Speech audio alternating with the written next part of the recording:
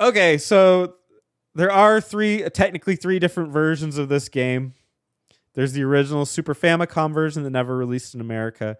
There's the Nintendo DS version that was released in America, and then the mobile remake that is basically the DS game with a couple touches. If you want this SNES version, obviously, or sorry, the Famicom version, then go for it. You could probably play a translated version. I know I did. But to play the original, there is no official translation, so take that with what you will. You could try your hand at the Japanese version. If you want the DS remake, which I highly, highly recommend, that or even more so maybe the mobile remake. In the DS remake, you will get the following.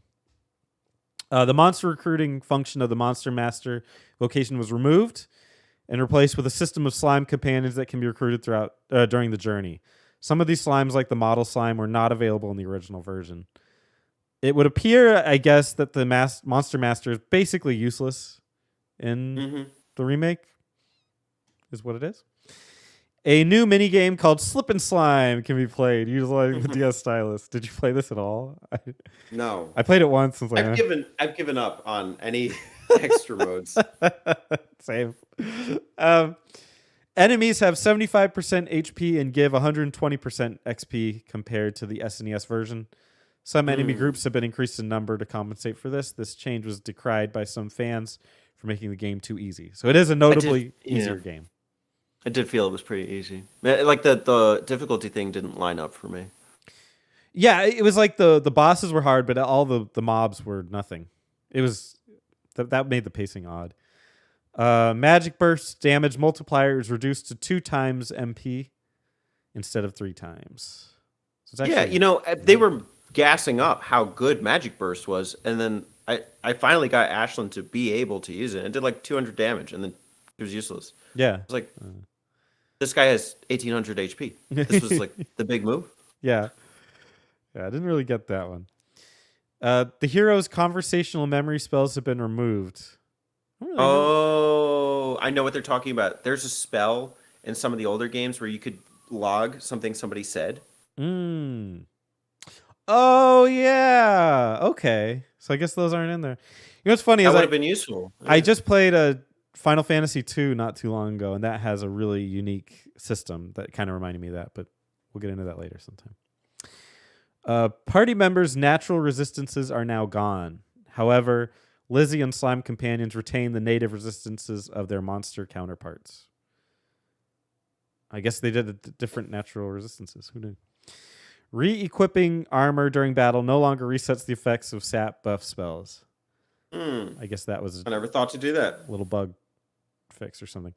The layout of some towns and dungeons have been slightly altered. Terry's starting level is raised from 23 to 28.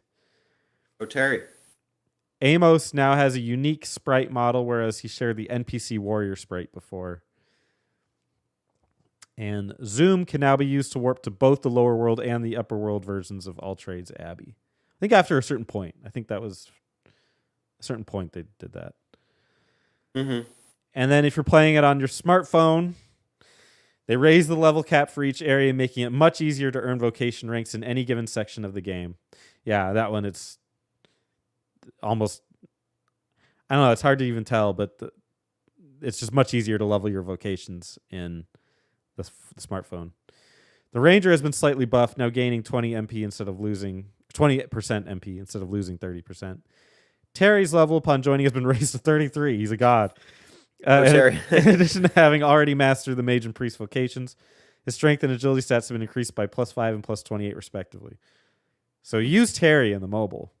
He's a beast. The sex of monster companions is now displayed in the attributes section, with Lizzie and Shelly being female and the remaining slime buddies being male. Go Slimes. Sweet Dreams side quest has been altered to no longer rely on multiplayer, can now be done entirely in-game. Woohoo. There's a pun.